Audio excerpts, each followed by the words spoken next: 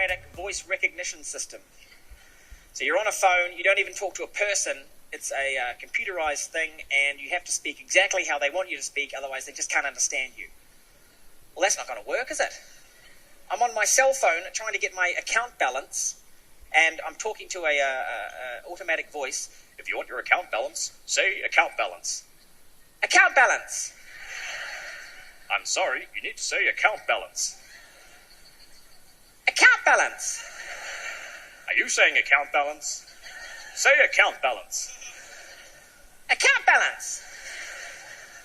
And it just goes on and on. And I'm on the side of the street with a cell phone just repeatedly saying account balance. People are walking past. Account balance! Account balance! Account balance! Account balance! Meanwhile, back at the bank, it's coming through some sort of speakerphone. Hey, listen to this, chap!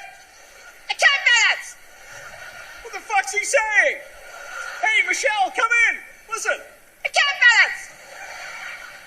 What's this guy saying? Hey, everyone, listen to him! I'm sorry, are you saying account balance? Account balance! Say account balance. Account balance! Account balance! Account balance! This guy can't balance. Maybe you should lean on a wall. Account balance! Account balance! Account balance! Account balance! The sheer despair in his voice. That moment of resignation when he realizes that this is just not going to go anywhere. I can totally relate to that. I had this experience many times, and I imagine so did most of you. Good afternoon. My name is Edward. I'm the Director of Technology at Jade, which is a local software company here in Australia and New Zealand. And I'm here today to prove to you that despite of what we've just seen, talking to machine will be the new norm before we know it, and that you will like it. I will do this by taking you through an analogy first. Then I will tell you a story about a truly smart coffee machine, and then I will call this coffee machine and get us some coffee. Sounds good? Excellent. Let me start by stating the obvious here. In a few years, AI will be as ubiquitous as electricity, powering nearly everything without us even noticing. And if you think of electricity purely as a technology, it's about AC and DC and transformers and network grids, but its impact has been giving us everything from light at night to the internet to space travel, and with that has fundamentally changed how we live our lives. Now, even today, AI is already having quite a big impact on some of our lives. For instance, I cannot overstate the positive impact that Alexa had on my relationship with my wife. At some point, Amazon will release a list of most commonly used phrases. And the phrase, Alexa, remind Edward to ... will be on that list. Mark my words.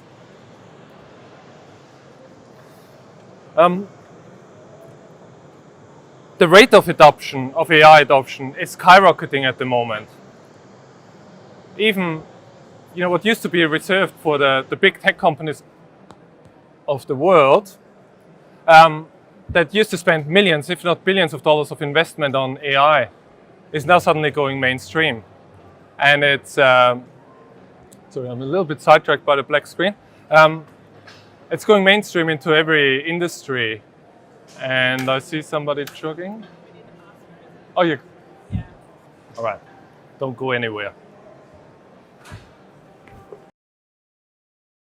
Wanted to show you a couple of examples of the work that just Jade did in the last few months, and then multiply this by a whole range of other companies that do work in this space. What you see here is DB Cargo, Deutsche Bahn in logistics. which uses machine learning to improve prediction of arrival times. There's Harrison Grierson in New Zealand, which is a big construction company. They're using text analytics to mine their engineering documents, literally gigabytes of engineering documents for applicable standards and regulations for their latest project. Noel Leeming in electronics retail is using natural language and a CGI persona to put a digital store assistant into their stores, helping customers find what they're after much faster. And local government in New Zealand is using computer vision to make sense of real-time traffic information or car parks just from CCTV footage, the infrastructure that they already have. So again, this is just our work, and then there are heaps of other companies doing in this space. AI is going mainstream. AI isn't coming. It's well and truly here. But today I want to focus on conversational AI. The technology behind enabling us to talk to machines in a relatively natural way. And if you're wondering why you should care, then just stop for a moment and think about it. For literally thousands of years, us humans have communicated via conversations. When computers came along, they weren't smart enough to understand us. So for 40 years, we put up with windows and icons and keyboards. But now, with technology advancing, we can go back to our innate desire for conversations and simply say what we want. See, I'm convinced that 100 years from now, we will look back at something like a keyboard as a necessary but temporary workaround in our communication with machines. If you don't believe me, have a look at this video. Remember, left hand to start, lock in the crank, grab hold of the fender, give yourself a bit of extra strength, and away we go.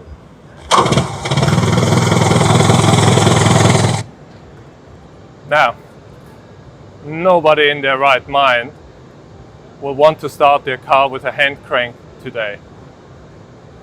But in the early 1900s, that was absolutely the way it had to be.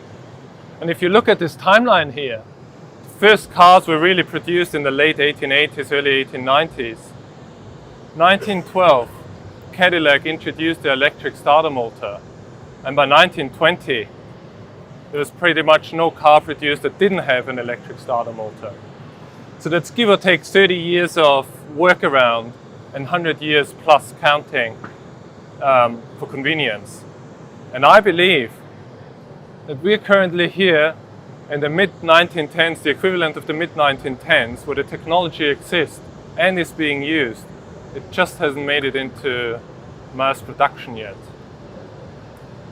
And to show you just how far we've come already, I'm about to call a coffee machine, have a bit of a chit-chat, and then order coffee from there. But before I do this, let me quickly tell you the background story here. Last Christmas, I wanted to get my wife a coffee machine that can be operated from bed. And before you complain and say, you know, a household appliance as a Christmas present for your wife, that's a pretty lame, you should know that this is the artwork that decorates our kitchen bench. Raise your hands if you love coffee. Excellent. You'll be able to follow this story. So it turns out there is no such thing as a smart coffee machine. It's something like this. That's a coffee machine. It's a bean to cup fully automated coffee machine, to be precise. Makes good coffee, but I have to stand right in front of it and press a button. So because I love my wife, I did more research and I unearthed the so-called smart coffee machines. They kind of look like this. They come with a Bluetooth app that allows me to fine-tune the grinding, the extraction, the exact water temperature. But I still kind of have to stand right in front of it because, you know, it's Bluetooth. It works for about 3 meters reliably. It certainly doesn't reach to my bedroom. So it's also not very smart. Any attempt for me to say, hey, coffee machine, make my wife the perfect latte, failed miserably. So while they are connected, they are not smart. They have no intelligence of their own whatsoever. Eventually I gave up and I got her a scooter instead. And the only reason to tell you this is to make every other husband in the audience look good in comparison. Anyway, so a couple of weeks ago, I was at the Ministry of Awesome, which is a local startup incubator in Christchurch, and I kind of felt obliged to live up to their name. So I revived my dream of this smart coffee machine, and I roped in a whole lot of people around New Zealand to make it happen. And so this is the result. This is a truly smart coffee machine. It's the same coffee machine from the first picture, except it's hacked and we wired in an Arduino and made it talk to the internet. And that is what we call Bella. It's our smart coffee machine. So I can have a conversation with her and ask her about, well, first of all, I can ask her to make me coffee, but she also tells me random facts about coffee. She helps me troubleshoot the machine. She even can do some really bad jokes. And while she's not funny, she's definitely smart enough to understand what I want and then make it so. So I am now about to call her, but before I do this, let me quickly run you through what is about to happen. I'm going to pick up my phone. I'm going to dial a local phone number that is connected to a call center that I've established. It's my own personal call center. I will be greeted by a stock standard IVR that gives me some options to choose from. Once I press 1 for Bella, I will be transferred to her, and hopefully she will say hello. Then I'll have a bit of a chit chat with her, order my coffee. She will actually make that coffee, and fingers crossed technology holds up. I have a live stream set up to the Jade booth, which is on the other side of the room near the transformation stage, where this coffee machine currently sits, and you'll be able to see her make that coffee. If at any point I ask her to do something that she can't do, she will pass me back into that call center. I'll listen to some hold music, and if fingers crossed everything works, somebody will pick up, a real person, and take it from there. So to recap, I'm going to have a live stream over shaky conference Wi-Fi, an IoT coffee machine on the other side of the room, a makeshift call center with IVR, a live phone, conversational AI in a noisy environment. And in my head, it's going to go down something like this. Wow! It's working! Go! Go! Although admittedly, it could sound a little bit like this. Okay. I can't delay this any longer. I guess I have to just get into it. Okay, so I am dialing. I'm gonna put this on speaker. Welcome to Horizon, Jade's New Ventures team. Feels Press 1 awkward. to speak to Bella, 2 to speak to Ace, and 3 to speak to one of our team. Kind of looks awkward, but This is Bella. How can I help? nice to meet you, Bella. Likewise, what can I do for you today? Can I have a cappuccino, please? 1 cappuccino coming to a coffee cup near you. If that's all, please place your cup on the mark and check the milk dial is at max frost. Let me know when you're ready. Actually, what's the difference between a cappuccino and a flat white? Always wanted to know this. Cappuccino is a coffee made with 60 milliliters of milk foam, steamed milk, and espresso, whereas flat white is 60 milliliters espresso with 120 milliliters steamed milk. Do you still want the cappuccino? No, I'll have the flat white then.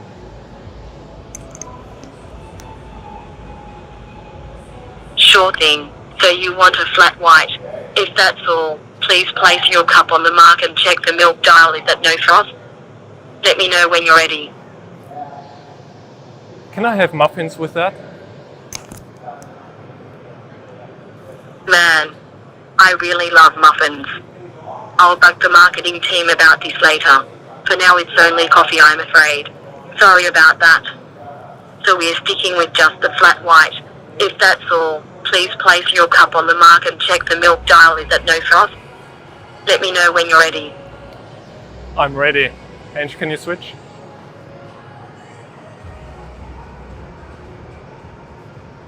feel like we need elevator music while we wait.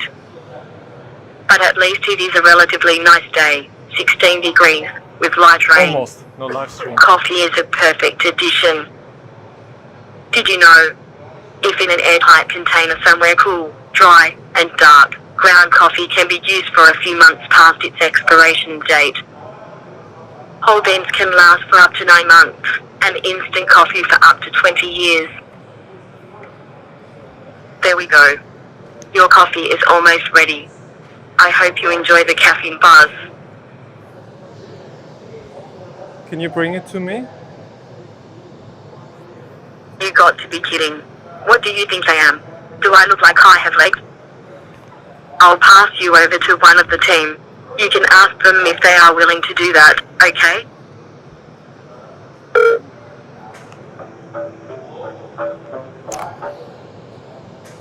There we go, we got the hold music. Hey, how's it going? Jono, I can't believe I'm actually talking to you. I have a coffee waiting for me. Can you bring it over? Sure, I'll just go bring it now. Awesome, thank you very much. Speak soon. Cheers. Okay, I was not prepared for that. And can I have the slides back? So, actually it was much closer to those phones topping over than the account balance. But why did this work so well? I put it down to 3 things. Number 1, attitude. We were brave enough to actually give that a go. Number 2, mindset. When we started there, we didn't think about technology, we just thought about the customer experience. We really just wanted to order coffee from bed and then have a normal conversation. And number 3, the level of detail, the level of depth that's actually behind it, what we realized was that a natural conversation is a little bit like an iceberg. What we've just done was scratching the surface, seeing that top little corner. She can do so much more because she has to be able to respond to a whole lot of questions, including the ones that people might ask at a coffee cart, but that she can't do, like, you know, getting me a muffin or coming actually and bringing it to me. Once you figure that one out, it's actually really easy and really fast to do this sort of stuff. She was built in 10 days, and that included us figuring out how to hotwire a coffee machine. And now that we know that, suddenly it opens up this world of possibilities. Now, this is a little bit gimmicky. I don't have to have a barista-style conversation with my household appliance all the time, but if you now think of, say, your microwave, right? And if you look at the number of buttons that are on this thing, and then you think about the number of buttons that you actually use. So mine has probably 16, I counted it.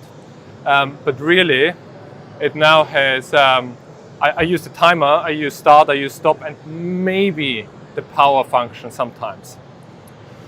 If I wanted to thaw chicken, I wouldn't know where to start, so I just shove it in and do the same thing as I always do. What if, instead of looking for that manual that I put into a safe place, what if I just ask her? And so this is what I'm most excited about, I think. I'm sort of toying with the idea of calling Bella up again and ask her one of these questions, but I'm not really sure if I want to push my luck. What do you think? Raise your hands if you want me to play. Damn it. Okay. All right, so bear with me. I have to go through the call center. Jade's New Ventures team. Press 1 to speak to Bella. To speak. Hi, this is Bella. How can I help? How do I replace the filter? Your machine might come with a filter for softening water to make for a better brew. If that's not the case, I recommend you get one from your local DeLonghi distributor. You should replace the filter every 2 months. Okay, thanks Bella, that's enough. Okay, this can go on for a little bit because she essentially is just narrating the manual now. But that's actually, once you figure that out, it's really useful because I don't know where my manuals are.